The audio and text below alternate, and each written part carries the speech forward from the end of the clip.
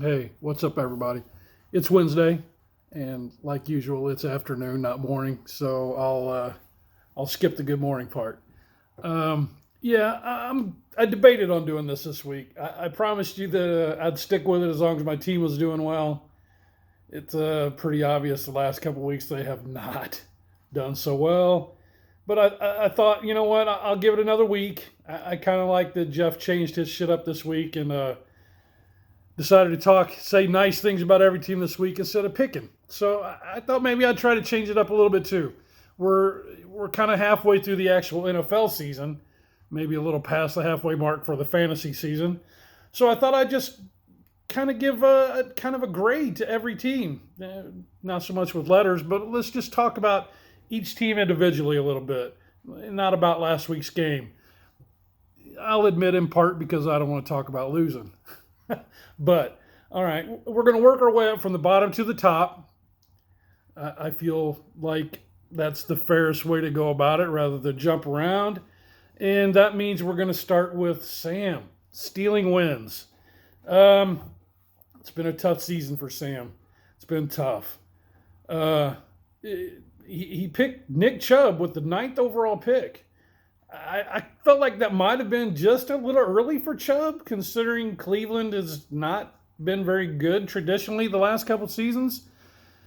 And the fact that Dalvin Cook and Joe Mixon were the two guys taken right below him, but hey, Sam clearly knew something we didn't, or as Jeff has suggested, he just really is a Chubb lover, and he went with Nick Chubb. It's really panned out for him, although I'm seeing now after I've gone through and made a few notes so I won't stumble over all the shit I'm talking about, that Sam is now trading Chubb away. Another deal for the devil, looks like there. We'll see. While we're talking about trades, there are a couple trades to vote on. Go check them out. I kid around a lot, but they both seem fair, even though I see a father-son trade there. Yeah, I don't know. We might want to look into that. I'm just kidding. They do both seem fair. I've not voted yet because I literally just saw them. I will vote yes on both. They seem fair. Um, Although somehow I feel like Sam's going to come out of the wrong end of this deal with the devil. That's just the way it usually works in the trades with Mike. But anyway, look, Sam's been the least active on the waiver wire. You know, he's been loyal to the rest of his team. I guess there's something to be said for that. Um,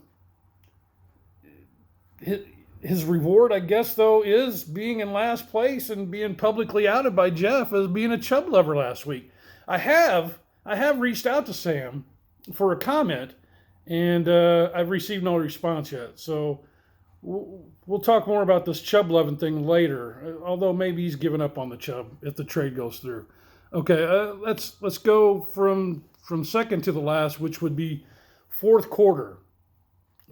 What can I say about Keith and Dave's team?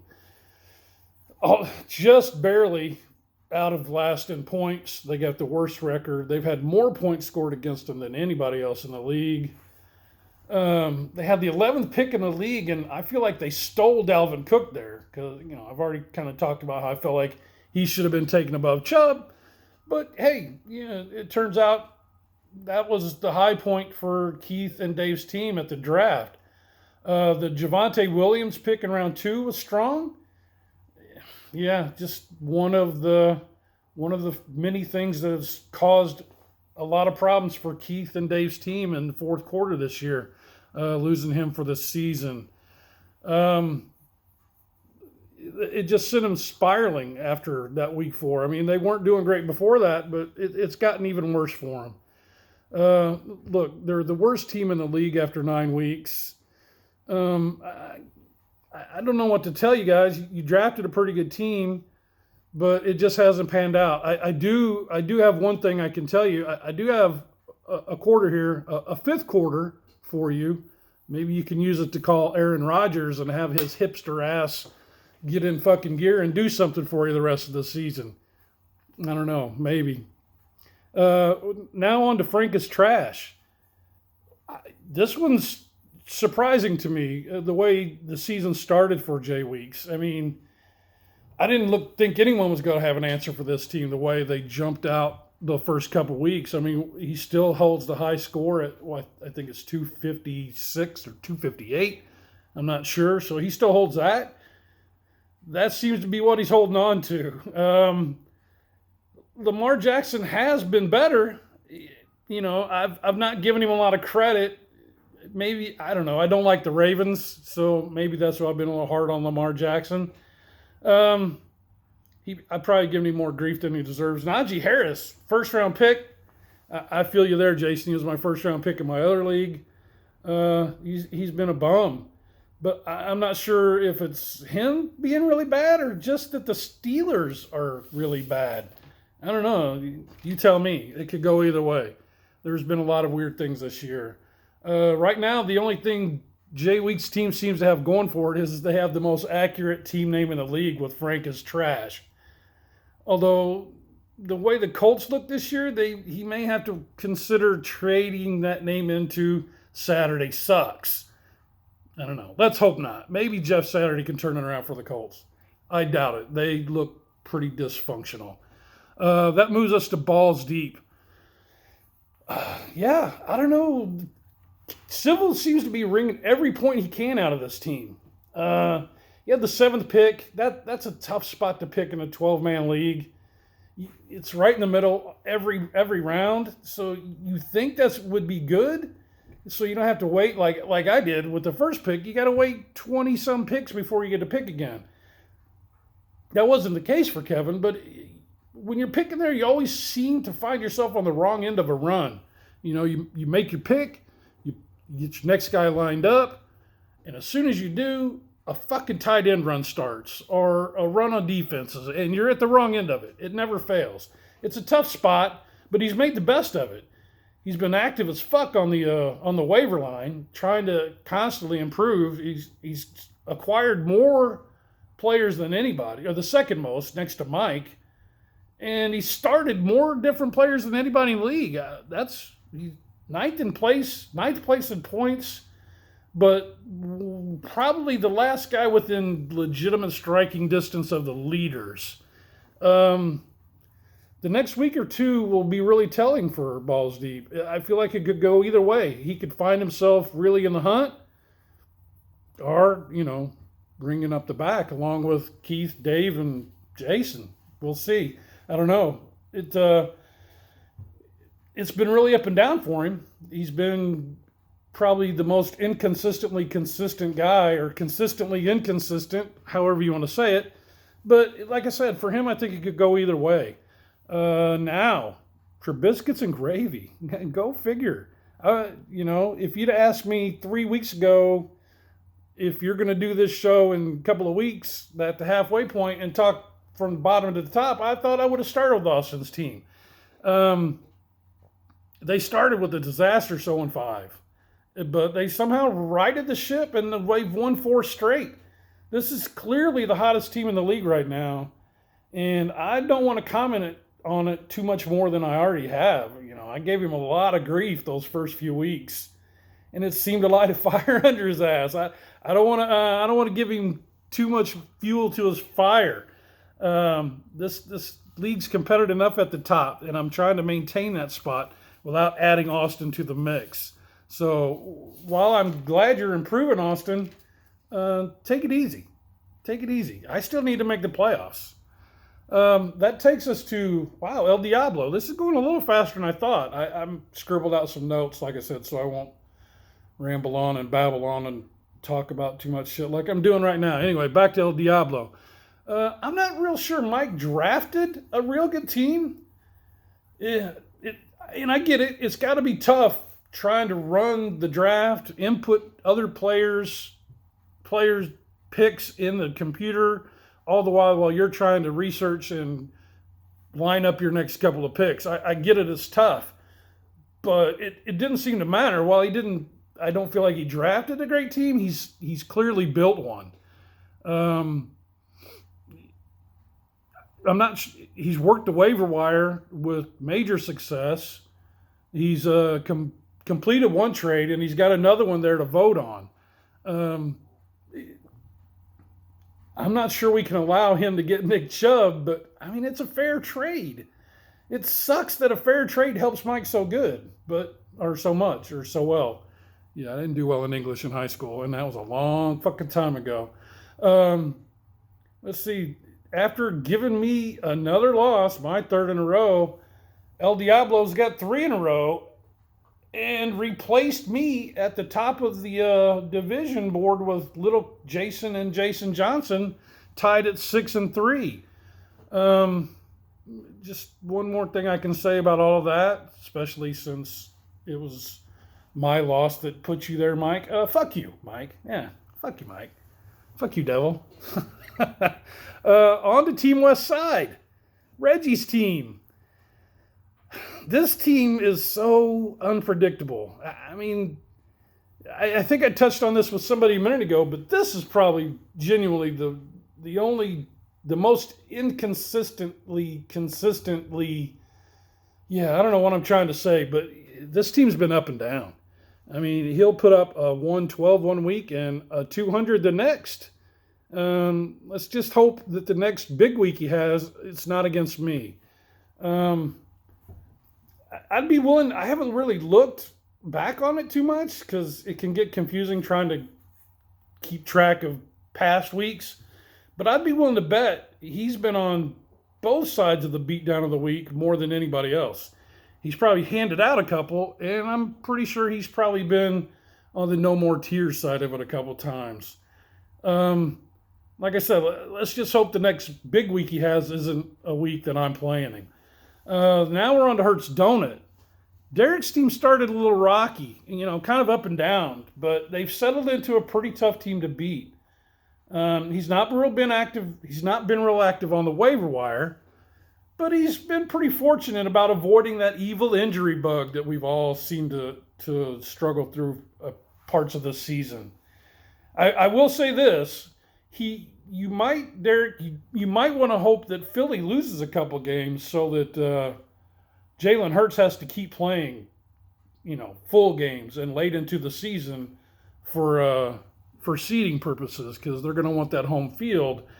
And I got a bad feeling if they lock it up early, they may start resting him for parts of games or some. So I don't know. We'll see how that plays out. I do know if things continue to work for Derek the way they have, this team's going to be trouble for whoever has to play him down the stretch and in the playoffs. That puts us at Team 3. Are we already that far? We're up to 4th place here, I think. Yep. Y'all already know, besides my own team, this was my early pick to win it, my favorite team, other than my own, I guess. And if I can't win, I'm picking Little Jason's to win. I mean, his first 2 picks were McCaffrey and Mahomes. And then he got Breece Hall in the 4th round. Now, granted, he's lost Breece Hall since, but that was a steal. That dude was on his way to Rookie of the Year and moving him up the leaderboard week in and week out. And to top off that, he's managed to plug in Dameon Pierce to replace him. So he's not missed a beat there. I mean, I'm telling you, this team had good starters, and he's managed to work the waiver wire with good efficiency and pick up players to fill spots when needed. And look, I got much respect for a guy who's said, fuck all y'all with your funny and imaginative team names. I'm sticking with Team 3. Team 3's enough. Nothing fancy for him. And I respect that. Good for you, Jason. I love it. That puts us at me. Yeah, I would have really liked to avoid just talking about my team this week, but yeah, we got to talk about them all. And unfortunately, mine gets talked about now. I guess if there's a bright side, the first 5 or 6 weeks, I was on fire. I managed to avoid the injury bug, other than maybe Taylor, but I had guys stepping up and making up for it. I mean, Josh Allen was a freaking beast a couple straight 3 or 4 weeks. And Mark Andrews, come on. Christian Kirk had a great first 3 or 4 weeks. He's since leveled off. I kind of wish I'd have followed through on that trade I offered Jason. I think he might have taken it. He might have taken it. Would have been interesting to see trading away Kirk for Tyreek Hill. Yeah, that would have been nice. But I get it. He ain't trading Tyreek Hill now, and I don't blame him. I managed to somehow, on top of those guys early, seem to get one guy every week that was catching a long pass or going for a long run for extra bonus points. I haven't seemed to get that kind of luck in the last couple weeks. We'll see. I got a lack of depth, and my first 3 picks just all banged up. So my dream season has turned into a bit of a nightmare.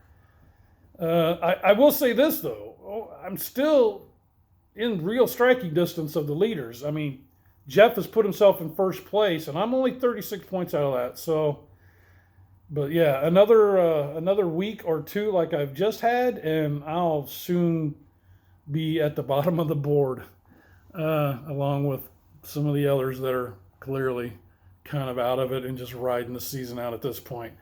That puts us to the second place team, which is in Pickett We Trust. Jason Johnson's team had a rocket ship ride there for a couple weeks with back-to-back weeks from Burrow and Jamar Chase. It vaulted him up to the top of the leaderboard. He's since lost that spot, but mainly because Jeff just had a crazy week. I'm not sure Jason's team's going to be able to maintain this. I don't root for bad things for anybody unless they're playing me, and then obviously I want injuries and, goose eggs from them. But, I don't root for bad things for people ordinarily.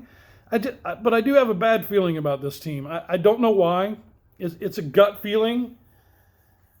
Or maybe I just need Jason's team to really struggle so that I can move past him again into the second place and hopefully find myself in first. Which takes us to Bare Knuckles at the top. Yeah, Jeff's team just leapfrogged over half the league last week to take the number 1 spot. I'm not sure anyone, probably including Jeff, really saw that coming. I haven't really looked back at the season of a lot of Bare Knuckles Jeff's scores of the year, but I feel like he's been fairly consistent, and this could be a bad sign for us. I don't know that he's going to be able to count on 5 touchdowns from Joe Mixon every week, so I guess that's the bright side we can all take from this. Enjoy your view from the top there, Jeff, because it probably isn't going to last. I hope, anyway. Not that I'm rooting for you to do badly. I'm just rooting for myself to do well. Yeah, that pretty much covers everybody. It's like I said, we're kind of halfway through the regular NFL season. I think we're past the halfway point of the fantasy season. If I'd have been thinking, I probably would have done this a week or two ago, but better late than never, right? Like I said, there's a couple trades. Check them out. Make your votes. I'm not a vote no on trades kind of guy unless they're just crazy lopsided, and these seem to be pretty fair. So they're going to get my yes here in the next couple minutes as soon as I finish this. And while we're talking about trades, hey, my team could use some help. Feel free to send me some offers. Let's make a deal. Hey, let's talk. All right, but until then, have a good week. Enjoy this weather, and we'll see you next Wednesday, maybe, unless my team gets even shittier. Have a good one. Later.